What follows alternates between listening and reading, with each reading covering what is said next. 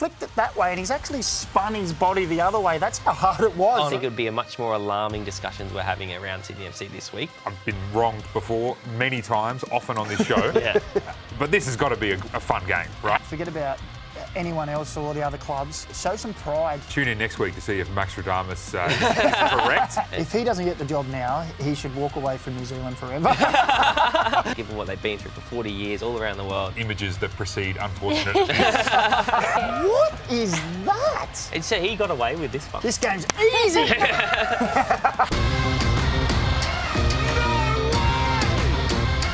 that is special. Unbelievable. This, ladies and gentlemen, is football.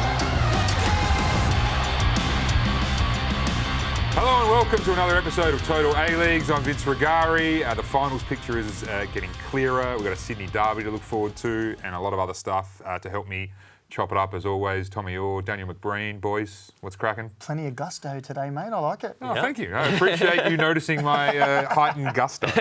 That's just football fever, lads. What can I say? Best moments around 25. Macca, you can kick us off. Round 25. Well, I'm going to go with, there was a couple of cracking goals in the Adelaide-Auckland game. I could have easily gone with Ethan Alagic's, but this team goal from Auckland is phenomenal. Starts at the back, centre-backs, pulls, gets played around. Look at the movement off the ball as well. Yeah, ends up being 8 passes before we see the final quick. But look at the overlapping runs. Great weighted passing behind, and then this is just saying, go and finish me, and oh my goodness, doesn't he finish it? Gallegos with an absolute thunderbolt into the corner, and to me that could be very much a contender for, if not goal of the season, team goal of the season. Also a very significant goal for them because now only 3 points off Newcastle, still a lot to play for in terms of the title race. But also, you obviously touched on it, Callan Elliott, what a delivery that was. In the absence of De Vries, the fullback stepping up and he did it wonderfully there. Yeah. Tommy, go on. For me, it was Wellington Phoenix. Couldn't go past it. I know I wanted to go Newcastle, but I couldn't this week. But yeah, Wellington Phoenix, 3 wins in a row. And what a performance this was against Melbourne Victory, who just did not turn up in this game. But the Knicks, they completely dominated this game. I thought that they were going to be, looking at it as 2 points lost. They just couldn't convert their chances most of the game. But Khartoum, great finish, left foot volley in off the post, and huge 3 points for the Knicks. And they are making a late charge for the final 6. Well, what a turnaround for these guys. 3 wins and a draw since Chris Greenacre's taken over. He's not doing himself any harm on maybe taking the role full time. And 3 games to go. You can't write them off for finals now. They are right in the mix. Yes. And their first win at Amy Park in 3,290 days. Wow. So if someone with a calculator can figure out how many years that is, that would be good. But no, and goals are just more satisfying when they come off the woodwork too. So that was very tasty. For me, I couldn't go past Mitch Duke's brace for MacArthur FC at a pretty important time for him, straight after the Socceroos window in which Denny Urich got a taste up front, but for me didn't quite do enough to confirm his spot on the plane. So the backup role to Mo Toure is open, and a header like that, which is almost a carbon copy of the one against Tunisia, the World Cup, absolutely spectacular. Pure Dukey areas. The old dog's got a bit of life left in him, and I think he's a really good chance, to be honest. Macca, how hard is that header to pull off? The fact, I was just looking there, the way he heads the ball, and normally when you head the ball to goal, you spin that way, but he's flicked it that way, and he's actually spun his body the other way. That's how hard it was. He was going the completely wrong angles, direction. he had them all worked out, but it was incredible. Exactly right you said, but also from the keeper's perspective, I don't think the keeper would have been expecting that because he's kind of deviating it away from the goalkeeper. It was incredible and very instinctive, you have to say. Even if he was expecting it, how much time do you have to react to that when it's coming in that quickly? Fantastic stuff from Dukey, and like I said, the kind of guy who I think Popper would like to have on the bench at a World Cup or even starting games, run the opposition ragged. I think he's still got a little bit of juice left in him at that high level. Completely agree. Partly also because no other striker aside from Mo Toure has nailed that position. So fingers crossed for Dukey, to be honest. A big few weeks left in the season for him to prove himself.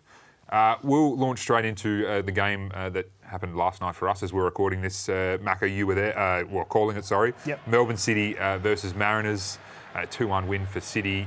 They look a little bit ominous to me, Maka. What did you think about this performance? Yeah, I think so. They're hitting their straps at the right time. That's 3 wins and a draw in their last 4 games. They thoroughly dominated this match, but they left the match open for the Mariners who really gave nothing until the goal in the last minute.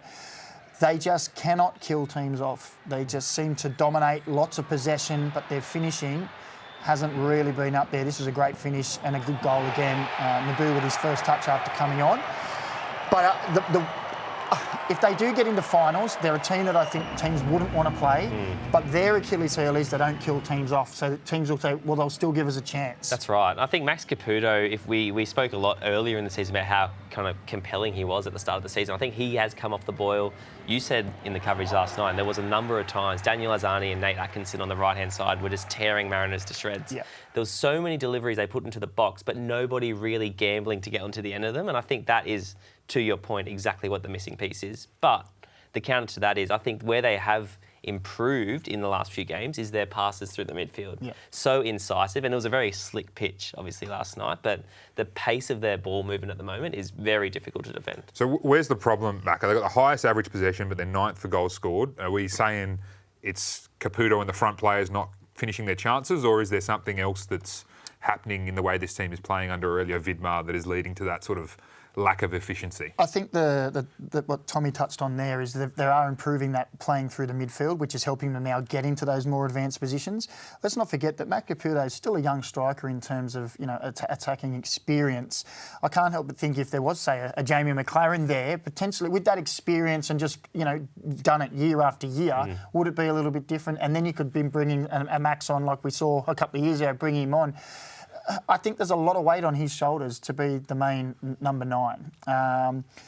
But when you think about contributing goals from other players as well, it's not like they're all going, well, true. I'll put my hand up as well, I'll put my hand up as well. It's hit and miss. It's true. And for Arzani's dominance, he hasn't been able to convert that into goals. He's been missing chances in a lot of the games, even though his performances have been great. But also, the one player who I think has his turn in form has coincided with the team is Kuhn. Yeah. He has been tremendous in the last week, and he probably did come off the boil, had a few injury issues as well. He looks like he's back to his best, to be honest, and I think that has coincided with the team being back to their best. Yeah, I do think they're peaking at the right time, just ahead of finals. No guarantee to make it, of course, but Daniel Arzani also agrees. This is what he had to say after the game. Tonight, it felt like you were just really expressing yourself and really enjoying your football. I mean, how did you feel out there? Yeah, I mean, for me, personally, I think it's one of my best performances since I've come back. It finally all clicked into place, not just for me, but for us as a team as well. And look, it's been a tough few weeks. I obviously came off the back of not playing much and also being injured, but I was happy to be out there and feel like myself again tonight. Yeah, in the last couple of weeks, the performance against Western Sydney on the weekend, your performance again tonight, do you feel like your team's starting to click at the right time of the season? Yeah, I mean, it's so difficult as well. We came in like 4 new players, everyone straight into the starting lineup, like 5 or 6 important players for the squad coming back from injury. So really, we're still kind of in pre-season for the last couple of weeks, but now it really does feel like it's starting to gel, and hopefully we can have a strong run going into the finals. So some of those highlights there, Macca, underline pretty much exactly what you're talking about before. Yeah. With the chances you have there, when you think about the ball that Arzani put in and the 2 strikers, I can't remember who that was going for him, that should have been a goal. I think Arzani's opportunity, it's a difficult one when it bounces up, but I still think a player of his quality should score there. So you're looking at that game, at half-time, it really should have been put to bed. Yep. Aurelio Vidmar should have been coming in and going, well done, boys, 3-4-0, right, let's see it out, and really improve that goal difference as well when you think about the teams all going for 6th spot. And I think he also won't be happy with the Mariners scoring in the last minute of the game. I mean, that is just a sucker punch, I guess, and it didn't have any massive consequences for this game, but it was just symbolic of maybe a deeper issue, and I think Vidi would have been not very happy with that as well. Yeah. I still think they're probably the most dangerous floater in that sort of part of the ladder. And even we're going to talk about the other teams who are currently in the 6 below the top 2. And they're the one that I wouldn't want to face if I'm any of the other teams. They got the know-how, they got talent as well. There's something about them, their ability to control games as well. And they've also got a guy called Matt Leckie who's supposed to be back next week. And we saw what he did at the back of the end of last season to get them over the line. So all things at City starting to point a little bit north. Yeah. Let's talk Sydney Derby, Saturday night in Parramatta. Wanderers, man. They got nothing left to play for this season, obviously, aside from ditching the wooden spoon. and putting a chink in the armour of their crosstown rival Sydney FC and causing them some damage, Macca, and we just really need to see it, don't we? Just not only Wanderers fans, but just as for the A-League sake. Don't forget about the A-League sake. Forget about anyone else or the other clubs for themselves as a club, show some pride is what really in that area. They could be the first Western Sydney team to win a wooden spoon. You don't want that on the history of your, I've still got friends who had terrible seasons 15 years ago, 20 years ago, and I still give them crap about that. That says more about you than them. Well, yeah, exactly, yeah. I keep everyone else down. People don't forget. But you don't want to have that name against, that against your name. But also, now there's a new coach in place as well. And we've heard before that whether you're in contract, don't think that you're here. You're playing for contract. I got bailed up by RBTV, I think it is, outside the ground in the last 2 games, and they wanted me to come and talk to them. And I said, look, that's your thing, you go and do it. And they pled with us to say something about the club and about the way it's going. And the people I spoke to said, we originally had 15 members as a group, friends, as members. We're down to 5. And they said, we know now it's just me and my wife next year because the other 3 have gone, we're not going to be, if it's going to be like this, we're not coming back. They're walking away in droves. They need to show some pride in the shirt. They need to show some pride in that they're representing that region. It's the biggest catchment region, talent-wise, in the country. They need, and fan-wise as well, for people who bleed the game, who love the game, who are passionate about the game, and they're walking away. They need to put a line in the sand and go, it's not about, we need the good Wanderers for the league. They were a big club. I honestly believe they were a big club. I say were because how can they be a big club now? Yeah. The fans are walking away. They've made finals 2 years out of 10. They need to earn the right to be called a big club again. You've got a stadium and a training facility. That's it, in my opinion. Yeah. They need to earn the right and earn the love of the fans back. And I completely agree. And I think that Gary Van Egmond touched on it. He said that they need to win next weekend for the fans. That's what he said after the game on the weekend. And I think that's exactly all it is. I think the players need to find something within themselves. They're a good team. We've spoken about it so many times. They've got enough quality to win this game of football. They need to find a way to do it on the weekend. Yeah. Macca, I don't know if you're talking about Western Sydney Wanderers or Tottenham Hotspur there, based on your appraisal. But let's hear from Gary Van Egmond right now. This week that's coming up in regards to the derby, I mean, it's probably the last chance we've got to ensure that we do something for our fans, and that's super important. I mean, they've been terrific. They've come out, they've supported us, and this week we really have to do it for them. So that's our weekly Wanderers are no good segment. So let's flip to the other side. Sydney FC had their first game under Patrick Kisnorbo, who, let's be honest, it's not a guarantee. Everyone suspects it will happen. Not a guarantee, though, to be there as the head coach next season, and didn't get off to a cracking start there, Tommy, in Brisbane. No, and I think the stakes are very high for them in this derby as well. If they don't win, there's a lot of teams right on their tail now in terms of chasing these finals positions, and I think this game, they look flat to me. Physically, they look like they'd been maybe training really hard in a few weeks, which we all know Patrick Kisnorbo's teams do. I think that was their only shot, by the way, Tommy. Exactly, and Brisbane Roar should have won this game. I think they had so many opportunities to win this game and they just couldn't find a way. And had they lost that game, Sydney FC, I think it would be a much more alarming discussions we're having around Sydney FC this week. But I think, when you're Patrick Kisnorbo, he's obviously had success in the A-League. When you're coming into a team like Sydney FC with only 5 games left in the season or 4 games left, you can't be throwing it baby out with the bathwater and starting completely again. I think it looked like to me, like I said, they were physically tired, maybe trained too hard. I think he might need to pump the brakes maybe at the training ground and just put he can have a little, obviously, sprinkle his touch on the team and in terms of tactically and these types of things, but I think it was just too comprehensive of a change. Macca, they need to make a statement too for their own reasons because they're not a guarantee to be in the 6 either. No, well, we were doing all the permutations in the room early. If they lose this one and all the results go against them, all of a sudden they are dragged straight into that mud pit again of potentially not making the 6. Playing Auckland last as well. Correct, exactly right. So this is a huge derby, not in the sense of, it's what we've seen in the past, but for both teams, for totally different reasons, it is a big match. Yeah. So is Newcastle versus Adelaide. I'm looking forward to this one, the 2 best attacks in the league going head-to-head. This is, I've been wronged before many times, often on this show. Yeah. But this has got to be a fun game, right? It has to be. Well, yeah, I think there'll be goals in this one. You can always put your money on that. But also, the last time Adelaide played Newcastle, I thought Adelaide was better than Newcastle. They're one of the few teams, although Newcastle in recent weeks haven't been getting results, they still look good in terms of their play. They just probably haven't been converting their chances as clinically as they were before. But the last game at Coopers, Adelaide completely destroyed Newcastle, and Clayton Taylor got a hat-trick, but aside from that, I thought Newcastle was quite flat. So Adelaide will go into this game thinking they can cause an upset. But the contrast is Newcastle, I think they need to be perfect between now and the end of the season to win the minor premiership. Yeah. I think there'll be 5 goals in this one. There's another statement. There'll be 5 goals. I'm not going to give you the score, but there'll be 5 goals in this because both teams will go for it. Look, the question keeps getting asked is, are Newcastle faltering? Are they under...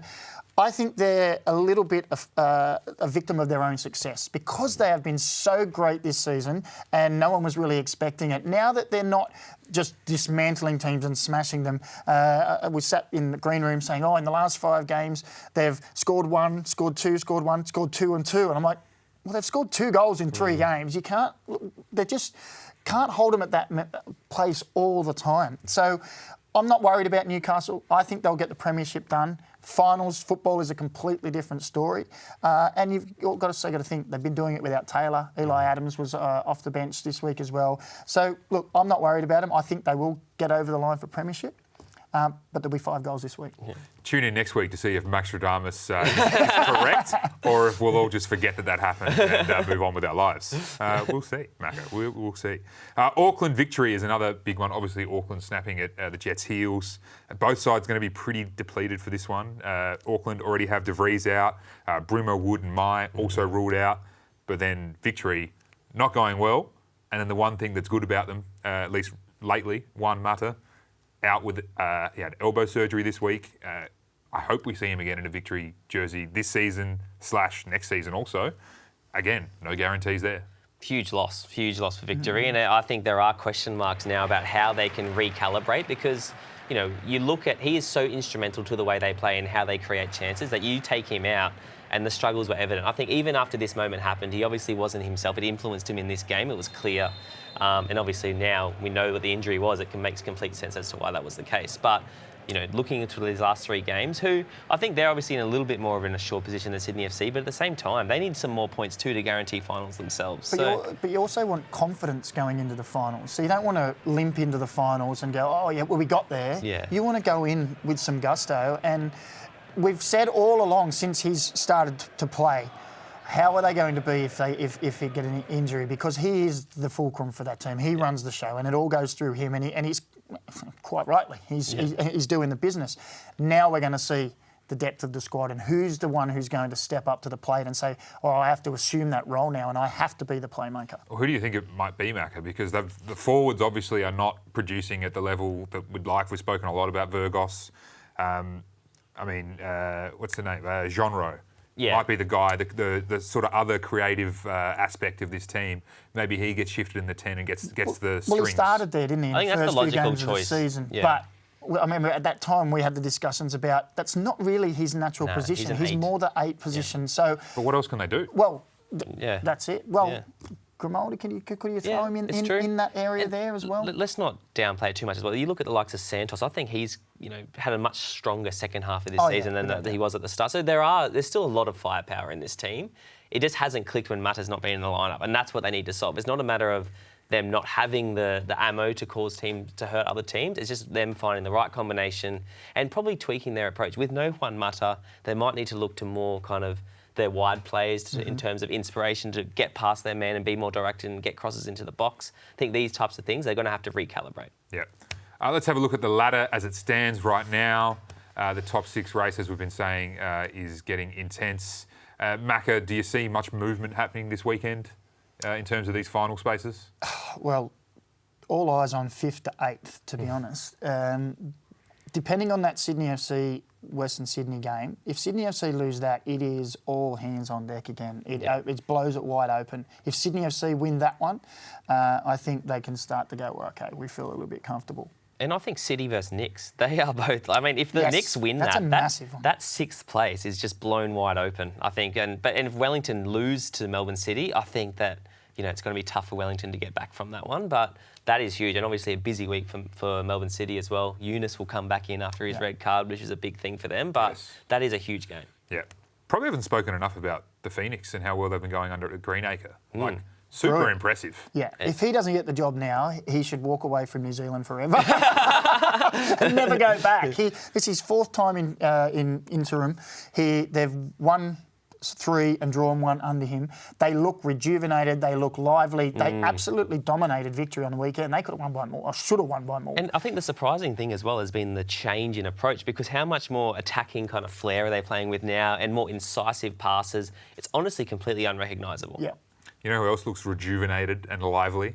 Graham Arnold. An airport reception for the ages for him as he returned to Australia after steering Iraq to their first World Cup appearance in 40 years. This is what he had to say. I didn't expect this here in Australia, obviously in Iraq, but it's incredible. I was very, very proud of the players and what they did. Obviously making many Iraqis very happy is very important, and that was the main thing.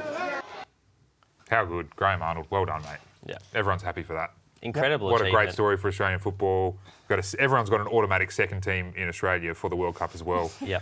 And if you happen to be in Fairfield while any of their games are on, you've made the right choice, I would say. Welcome, Narleen, to the desk. Thank you. How you doing, man? Good. Well, let's get into it with Arnie. I mean, what a moment it was, guiding Iraq to their first World Cup in 40 years. And the scenes when he arrived at Sydney Airport, like what he said, he was not expecting it at all.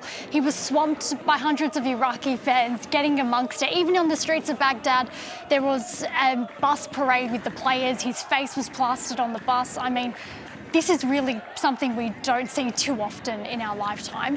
But we have seen it in the past in the A-Leagues with, some key marquee players arriving. And, I mean, you can't look past Alessandro Del Piero when he arrived in Sydney. Do you remember that? I remember it. I was not in Sydney. I really wished I was in Sydney on that day. That was like Christmas for any Australian, Italian football fans. It was unbelievable. Oh, yeah, it was incredible. And how about Juan Mata arriving at Sydney? Now, we know how that stint at the Wanderers played out, but still, I mean, incredible scenes. The RBB in full voice, and it's just an incredible moment. I mean, you don't see it often, but it's great. Yeah, I think you can see what football means to people in those moments. For people to go to the airport, it's such a huge gesture, and particularly for Arnie, you got to be so happy for an Australian coach to be at the forefront of that achievement. What it means to the Iraqi population, given what they've been through for 40 years all around the world, is just so symbolic. And stoked for Arnie, but it's just a beautiful moment, really. Right. On Arnie, about 14 years earlier, he had a similar moment there when we were at the Mariners, and we ended up winning the premiership in New Zealand, in Wellington. And we didn't get a trophy given us to us there. They wanted to give it to us at home, so we'd drawn on a plate all our names and took that out with us all night. We came through the airport thinking the journos will be here to give us an interview.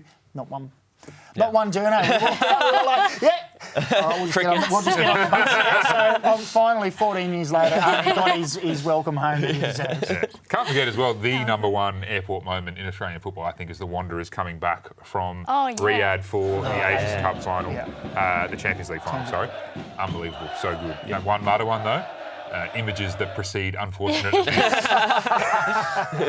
I was going to say, it didn't pan out well. Something else that didn't pan out well was that Hiroki Sakai challenge in that Auckland FC Adelaide game. Now, this was, in isolation, potentially the most chaotic match of the season. Now, VAR reviewed the melee and not even the challenge that was done on poor Brodie Burkett, but it's not the first time that a player's gone away with a challenge like that and not being shown a card. If you think back to football heritage for Brisbane Roar, I mean, you can't look past Danny Tiato's tackle on Richie Allegich. This was, something that... I mean, that's kind of what Hiroki Sakai was trying to do, right? Just didn't pull it off quite as well. Yeah, exactly. And I think I was on the bench for this. I was either in the bench or not in the squad. I remember watching it live as a Raw player, but not on the field. And I remember thinking when it happened, I'm like, didn't look that bad. And then you saw the replay, and I was like, oof. But to be fair, I think I said it a few weeks ago, he used to do that most days at training. So I'm not that surprised. But that was also, if you look at the time, it was a 6 minutes and 30 seconds. That was in the day when you could go, get one in early because you'll get nothing. Yeah, it's true. Well played, Dan. He didn't get anything, and Daniel Georgievski, old mate, friend of the show, your warm-up co-host, he had a moment of absolute horror. I'm laughing because I know he's watching this as well in the control room. All ball. On Mitch Nichols, mate, what were you thinking there? What is that? So he got away with this one. Yeah, not in. Oh, wow. Clear yellow. That's above the knee. To be fair, though, to Mitch Nichols, he wasn't one to make a meal of anything. I think he got up straight away after this and just walked off like nothing happened. But I'm sure in his head, he's like, I'm going to get him back. Yeah. That's probably what he was thinking. And if he hasn't by now, he still will. Yeah, it's coming. It's coming. Pre-VAR, I would imagine. So we're now throwing Sakai's name into that mix. But we're going to end the show a little bit differently today, lads. We're going to test your knowledge on the season that's been so far. So I hope you've done your research. Well, confidence is oozing at the moment. So first one, you should all be getting this. Obviously, fastest correct answer, you get a point. Fill in the blank of this player's post-match interview. Blank didn't get his horse through the gates tonight. Oh, Troy. Oh, yeah. That's right. That's funny. See? There you go. That feels like a lifetime ago. Harry Sawyer. Yeah. So I got the answer right. So. No, the first The blank is the Troy, not who I said thought you meant the name. This is going No, well. but- Yeah, lift, Tommy. Okay, now, rank these players who have had the most goals this season. Nikos Vergos, Adam Taggart, and Bertoncello.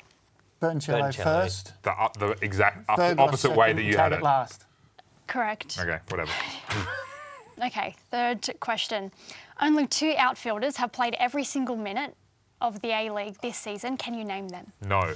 I'll give That's you a correct. hint. So I should... Give you a hint. One of them plays for Sydney FC. Yep. The other one for Perth. Ryan Grant. Yep. And No. Ryan Grant and Scott Wooten. Yep. Correct. Tommy gets a point. Nice. One each. A point each. Wow. All right. Which player was subbed on this season to become the youngest ever player in the club's history? Akolakon. Correct. Extra point. Can you guess? He got three assists. Is that what I'm guessing? No, not in that game. Did Yeah, wrong. He some stage. loses No, that point. that was in the Sydney Derby. He was 16 years, 218 days to be specific, but you still get the point nonetheless. Excellent. Question number 5. Which youngster scored a hat-trick in just his second Burkett. game? Correct. This game's easy. Macca leading the charge. 2 questions left. Number 6, which player snapped the longest active goalless streak in the competition? Callum Talbot. Correct. You were calling Also that the game. guy who has the most big chances created this season as well. All right, I'd mate. say it works to sit next to Robbie Thompson all year. Stats they just assimilate in. Yeah. Last one. This is an absolute clinic, by the way. Don't rate it. Last one. If any of you get this, I will be stunned. Which player let the F-bomb slip in his post-match interview when he was asked what was going through his head when VAR were reviewing Rocky his goal? Sakai. Can you imagine him swearing? I think this. I heard him swear before. Really? Yeah. Hint, he plays for Sydney, and it was a game against MacArthur. Garuccio? No. Defender? Oh, Ryan Grant. No. Centre-back? Alex Grant. Tisserand. Right first name. Popovich? Yes, correct. Got there it. you go. There you go. Process of elimination. Well, we got there in the end. Piggybacked off Still a that. glorious point. Very good. Well, can confirm. I'm the winner. Congratulations, Macca. Yeah, well done, thanks. mate. And thanks, Nalian. That was the first and last quiz we'll ever do. That was a bit of fun. I just keep getting things right, don't I? Sometimes. It's less fun when you win, Macca. Thanks, everyone. Thank you for watching. We'll see you next week on Total A-Leagues.